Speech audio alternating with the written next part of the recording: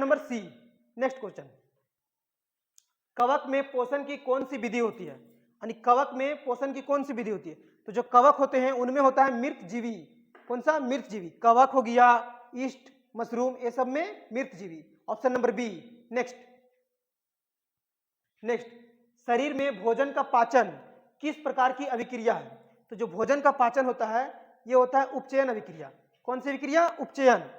दो तरह की अभिक्रियाएं पढ़े होंगे आप लोग, उपचयन और अपचयन। तो उपचयन को इंग्लिश में कहते हैं ऑक्सीकरण। तो कभी कभी उपचयन ना लिख के ऑक्सीकरण लिखता है, इसलिए इसका आंसर होगा उपचयन यानी ऑक्सीकरण। नेक्स्ट, उपचयन, ऑक्सीकरण। नेक्स्ट क्वेश्चन, कूटपाद किसमें पाया जाता है? कूटपाद पाया जाता है अमीबा में। किसमें? अमीबा में। और अमीबा इसी कूटपाद से भोजन को ग्रहण करता है। और अमीबा में जो भोजन का पाचन होता है वो होता है खाद्य रिक्तिका में। Option number C. नेक्स्ट, इनमें किसके द्वारा अमीबा में भोजन का अंतर्ग्रहण होता है? यानी अमीबा में भोजन ग्रहण किसके द्वारा होता है? कूटपाद द्वारा। ऑप्शन नंबर ए, कूटपाद। नेक्स्ट क्वेश्चन, नेक्स्ट, पैरामीशियम में भोजन का अंतर्ग्रहण होता है। तो पैरामीशियम में जो भोजन का अंतर्ग्रहण होता है वो किसी विशेष भाग द्वारा होता है जिसको कोशिका मुख्य द्वार कहते हैं। कोशिका मुख्य द्वार पैरामीशियम में। Option number B. Next, paramecium में पाए जाने वाली पोषण की विधि को क्या कहते हैं? तो पैरामीशियम और अमीबा ये दोनों याद रखिएगा, दोनों में प्राणी सम पोषण होता है। प्राणी सम पोषण। ऑप्शन नंबर डी होगा प्राणी सम पोषण। नेक्स्ट क्वेश्चन, अमीबा में भोजन का पाचन किस अंगक में होता है? अमीबा में भोजन का पाचन किस अंगक में होता है? ये होता है खाद्य रिक्तिका। खाद्य रिक्तिका। ये दो क्वेश्चन इंपॉर्टेंट है अमीबा से। अमीबा मतलब अमीबा भोजन को कहां से ग्रहण करता है? कूटपाद से। भोजन का पाचन कहां होता है? खाद्य रिक्तिका में, भोजन रसधानी में। Option number D. नेक्स्ट, मनुष्य के मुख गुहा में कितने जोड़े लार ग्रंथियां पाई जाती हैं? तो लार ग्रंथियां 3 जोड़े पाई जाती है। लार ग्रंथियां, ये जो लार ग्रंथियां हैं, लार ग्रंथियां, इन्हें कहते हैं लाला ग्रंथि। यहीं से लार का स्रावन होता है। और ये जो लार होता है इसमें एक एंजाइम होता है जिसका नाम है टाइलिन। टाइलिन, इसे एमिलेज भी कहते हैं, लार एमिलेज। और ये जो एंजाइम है, लार कहां से निकलता है? लाला ग्रंथि से। लाला ग्रंथि से लार स्रावन होता है। इसमें एंजाइम होता है कौन सा? टाइलिन। और ये जो टाइलिन है इसी का नाम होता है एमिलेज।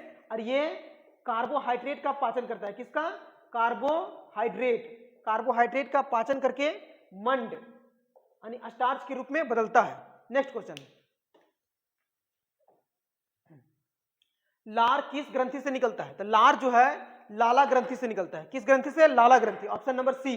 नेक्स्ट, लार में निम्नलिखित में से कौन एंजाइम पाए जाते हैं? तो लार में जो एंजाइम पाया जाता है उसे कहते हैं ptyalin. Ptyalin. Option number C. इसी को कहते हैं लार एमिलेज। लार एमिलेज। Option C. नेक्स्ट, मुख गुहा में आहार का कौन सा भाग का पाचन होता है? मुख गुहा में आहार का कौन सा भाग का पाचन होता है? ये थोड़ा लॉजिकल क्वेश्चन है। कैसे? देखिए, प्रोटीन, कार्बोहाइड्रेट, वसा, इनमें से कोई नहीं। तो जो मुख गुहा है, मुख गुहा, इसमें होती है लाला ग्रंथि। कौन सी ग्रंथि? लाला ग्रंथि। यहां से लार का स्रावन होता है। और ये जो लार होता है इसमें होता है एमिलेज। एमिलेज नाम का एंजाइम। और ये जो एंजाइम है ये एंजाइम कार्बोहाइड्रेट, कार्बोहाइड्रेट इसका पाचन करता है। Carbohydrate, carbohydrate. इसलिए मुख गुहा में कार्बोहाइड्रेट का पाचन होगा। Option number B. Next, next, एक वयस्क मनुष्य में कितने दांत होते हैं? वयस्क मतलब कि एडल्ट, 20-18 साल का लड़का, उनमें कितने दांत होते हैं? उनमें होते हैं 32 दांत। Option number C. Next question, dentine के ऊपर दांतों की सुरक्षा हेतु पाए जाने वाली कठोर परत को क्या कहते हैं? यानी दांतों का जो सफेद भाग होता है उसको डेंटाइन, और उसके सबसे ऊपर वाले जो परत होता है उसको कहते हैं इनामेल। ये पूरे शरीर का सबसे कठोर भाग होता है, इनामेल। ऑप्शन नंबर ए। नेक्स्ट, दांत की सबसे ऊपरी परत क्या है? दांत की सबसे ऊपरी परत को कहते हैं इनामेल। Option B. ये शरीर का सबसे कठोर भाग होता है। करने। नेक्स्ट, इनमें किस रचना के कारण मुख गुहा से भोजन श्वास नली में नहीं जाता है? देखिए, यहाँ पे गले में दोनों होता है, यहीं से होता है श्वास नली और ग्रासिका।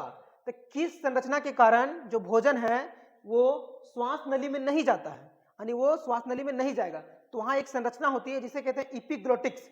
इपिग्लोटिक्स के कारण, यही वो इपिग्लोटिक्स है जो भोजन को श्वास नली में जाने से रोकता है। Option number B, epiglottis. Next, अमाशय के अग्रभाग को क्या कहते हैं? अमाशय के अग्रभाग को कहते हैं cardiac. Cardiac. Option number C, cardiac. Next, जठर ग्रंथियां कहाँ पाई जाती है? तो देखिए याद रखिए, जो अमाशय है, क्या है? अमाशय, इसी में पाई जाती है जठर ग्रंथियां। जठर ग्रंथियां, जठर ग्रंथियां, ये जो जठर ग्रंथियां हैं, यहां से जठर रस निकलता है, जिसमें 3 चीजें होती हैं। कितना चीजें? 3। एक अम्ल होता है जिसको हाइड्रोक्लोरिक अम्ल कहते हैं, HCl। दूसरा इसमें होता है प्रोटीन पाचन के लिए होता है एक एंजाइम, पेप्सिन, पेप्सिन। और तीसरा होता है, अमाशय में होती है जठर ग्रंथियां। जठर ग्रंथियां से निकलता है जठर रस, जिसमें 3 चीजें होती हैं, हाइड्रोक्लोरिक अम्ल HCl, पेप्सिन और श्लेष्मा। जठर ग्रंथियां कहां पाई जाती है? तो अमाशय में पाई जाती है। कहां पे? अमाशय, ऑप्शन नंबर डी। नेक्स्ट, इनमें से क्या जठर रस में मौजूद नहीं होता है?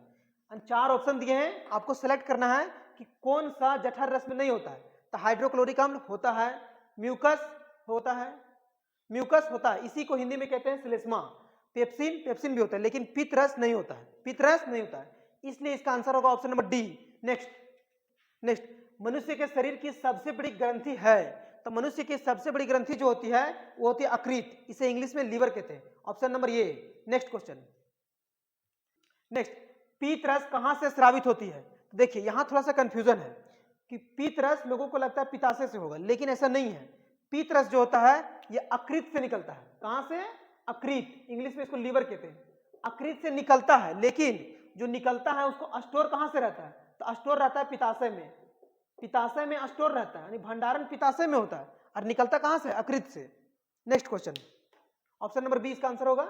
नेक्स्ट, पीत रस का भंडारण कहां होता है? तो पीत रस का भंडारण होता है पित्ताशय में, और निकलता कहां से है? अकृत से, ऑप्शन नंबर सी, पित्ताशय में। नेक्स्ट, नेक्स्ट, मानव आहार नाल का सबसे लंबा भाग है? तो मानव आहार नाल का जो सबसे लंबा भाग होता है ये होता है छोटी आंत, छोटी आंत। इसकी जो लंबाई होती है लगभग 6.5 मीटर या इससे भी प्लस होता है। नेक्स्ट क्वेश्चन, ग्रहणी भाग है, ग्रहणी किसका भाग है? तो जो ग्रहणी भाग होता है छोटी आंत, छोटी आंत का 3 भाग होता है। पहला को कहते हैं ग्रहणी, दूसरा को कहते हैं जेजनम, और तीसरा को कहते हैं इलम, इनम। इसका आंसर हो जाएगा छोटी आंत, ऑप्शन बी। नेक्स्ट, नेक्स्ट, छोटी आंत में भोजन के पाचन में निम्नलिखित में से किस रस की भूमिका होती है? तो देखिए छोटी आंत में पीत रस भी जाता है, अग्नाशय रस भी जाता है, और आंत, छोटी आंत से जो रस निकलता है उसको आंत रस कहते हैं, ये भी जाता है, इसलिए इसका आंसर होगा इनमें से सभी, डी। नेक्स्ट क्वेश्चन, पाचन क्रिया पूर्ण होती है, पाचन की जो क्रिया है वो कहां पूर्ण होती है? तो पाचन क्रिया पूर्ण होती है छोटी आंत में। कहां?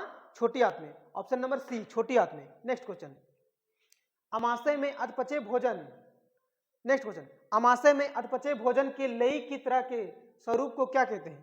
तो अमाशय में जो भोजन रहता है वो लगभग 4 से 5 घंटा रहता है, इस दौरान खाना जो होता है आधा पच जाता है, इसलिए लिखा गया है अधपचे भोजन।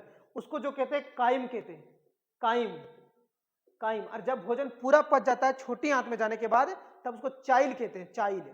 अमाशय में जब आधा पचेगा तो काइम कहेंगे, छोटी आंत में जब पूरा जाके पच जाता है उसको चाइल कहते हैं। इसका आंसर होगा ऑप्शन ए। नेक्स्ट,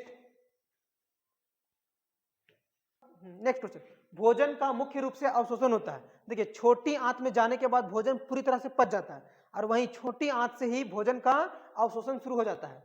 तो इसका आंसर होगा छोटी आंत। छोटी आंत का एक नीचे वाला जो पार्ट होता है इलम कहते हैं, वहीं से होता है, इलम से, option number C. Next question, next, छोटी आंत एवं बड़ी आंत के जोड़ पर पाए जाने वाली एक छोटी नलीनुमा रचना को क्या कहते हैं? तो उसको कहते हैं सिकम। क्या कहते हैं? Caecum, option A. Next question, मनुष्य के आहार नाल की कौन सी रचना को अवशेषी अंग कहते हैं?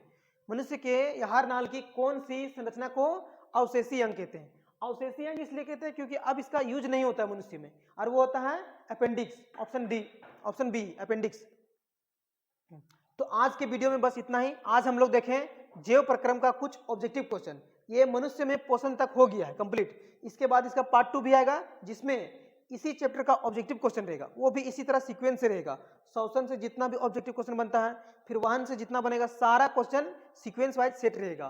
तो मिलेंगे अगले वीडियो में, तब तक के लिए जय हिंद। वीडियो अच्छा लगा हो तो लाइक जरूर करें, और इसे अपने दोस्तों के साथ शेयर जरूर करें। Thank you.